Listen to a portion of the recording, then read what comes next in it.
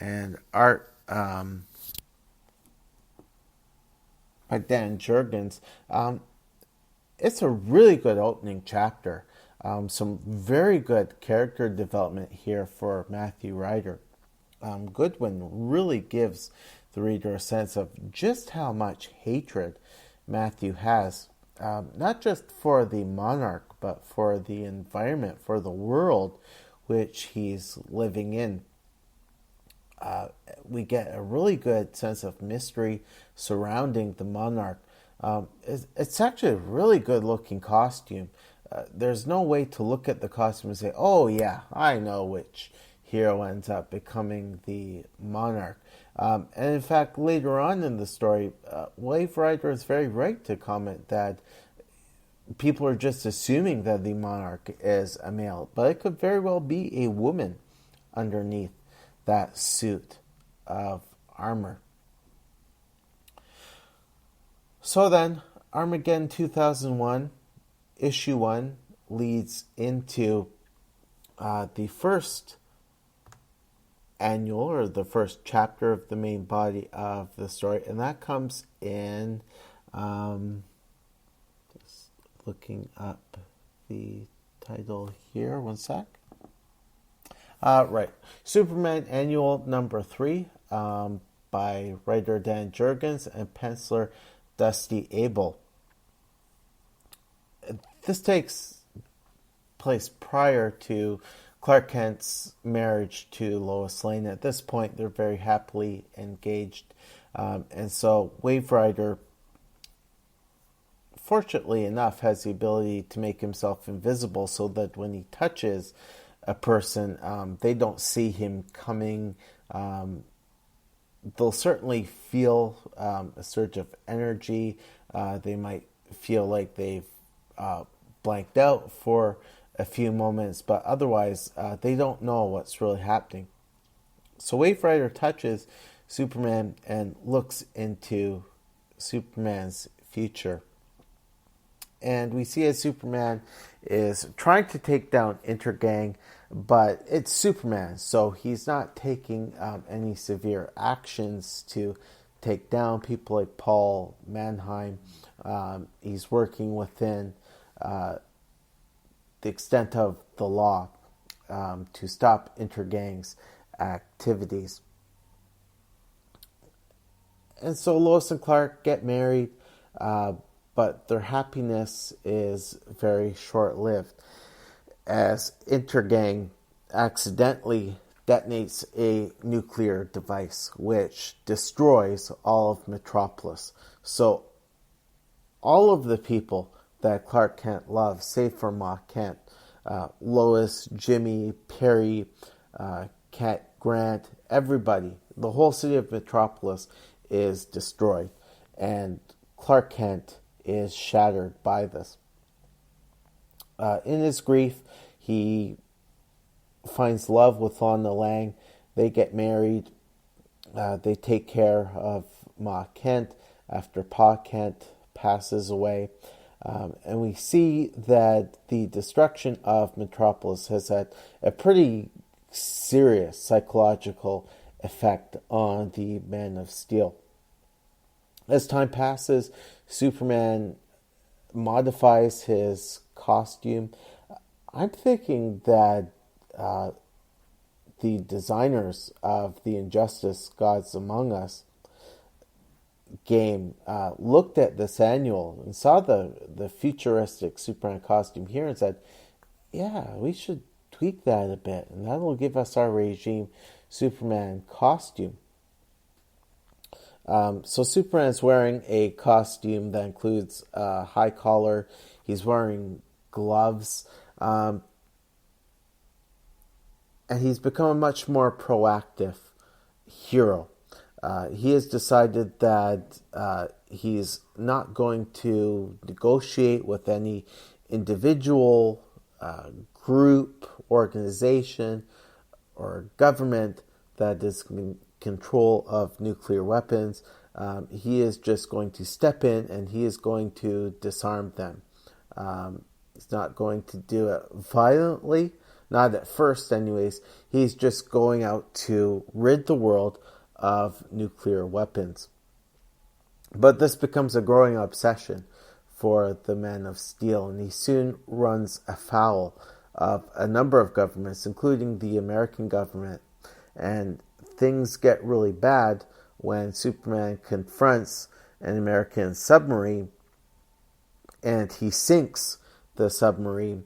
But the submarine is so heavily lined with lead in certain parts that Superman doesn't realize that there were 7 soldiers still on board this armed submarine.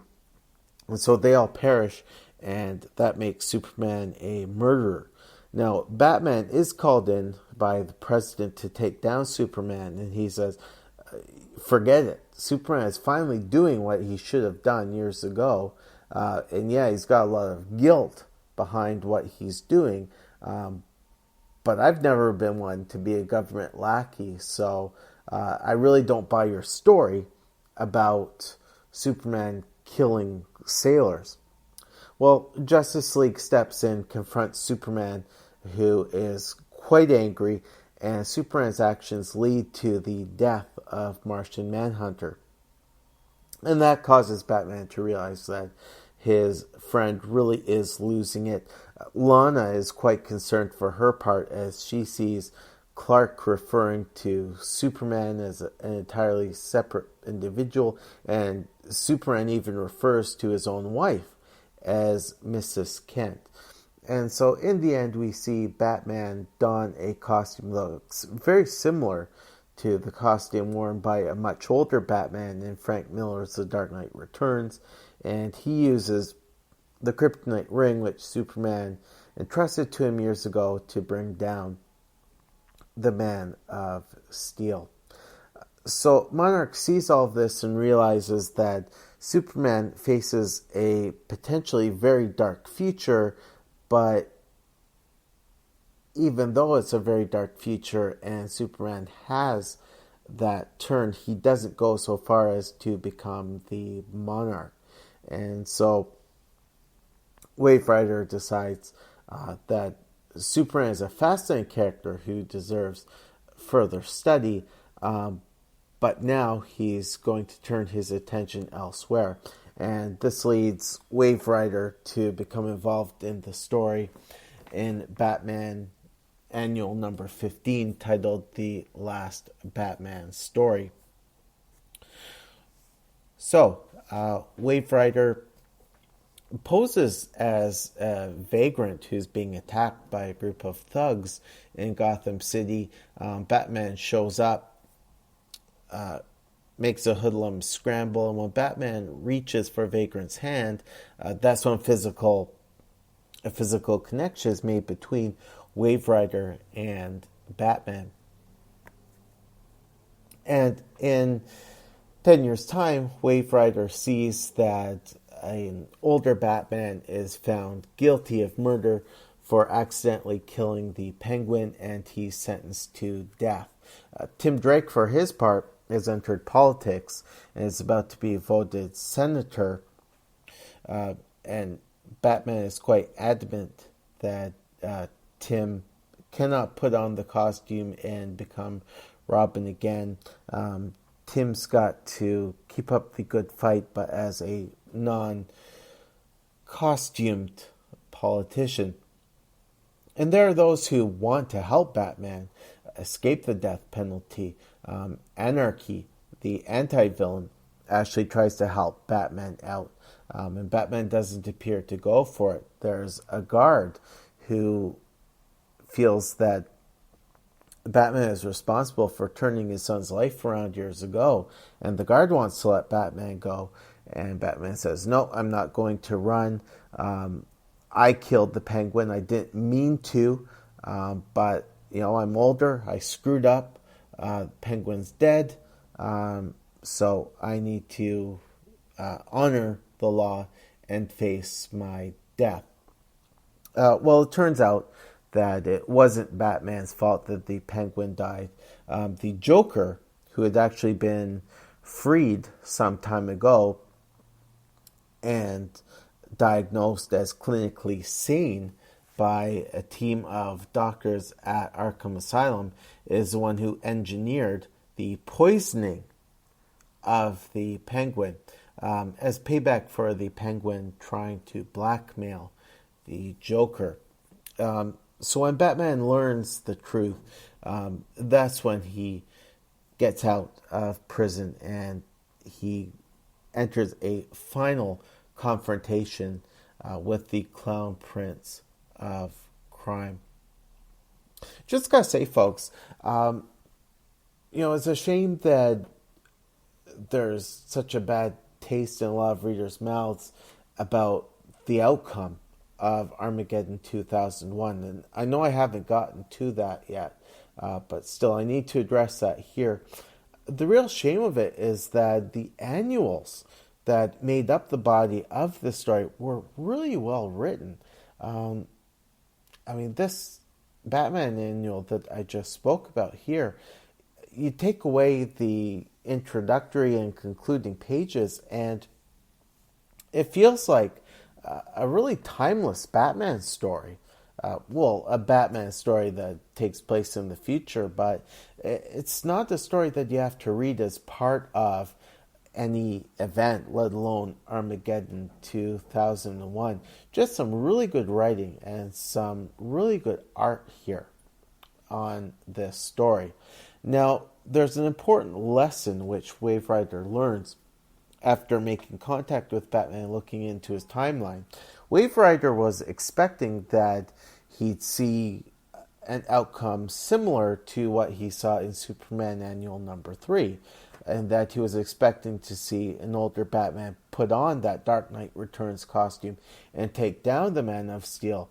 But that doesn't happen here. So it starts Wave Rider thinking that he's looking into different people's timelines, but they're possible timelines. In other words, the timeline is not completely fixed. So certain things can happen that could change the outcome of a character or characters' timelines. And so when I return in a couple of weeks to look at more chapters from Armageddon 2001, this is why Wave Rider decides to study Batman and Superman more than once. It's not just because he's fascinated meeting these people who, from his perspective, are legends in their prime.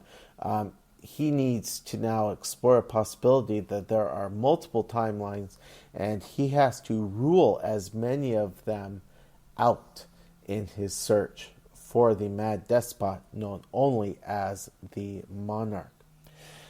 So folks, I should end things here. So I will come back to you in 2 weeks with part 2 of Armageddon 2001. I'll be talking about at least 3 more of the annuals. I'm not going to be talking about all of them, but there are 3 that I do certainly want to talk about here on the show. And then I'll get talking about issue 2 of Armageddon 2001, which acts as the concluding chapter of this event. Folks, in the meantime, if you want to get in contact with me, you can email me at comicsandhistory@gmail.com or head on over to the Facebook page. Like the page so that you get regular updates on upcoming show releases. Until another 14 days have come and gone, this class is dismissed.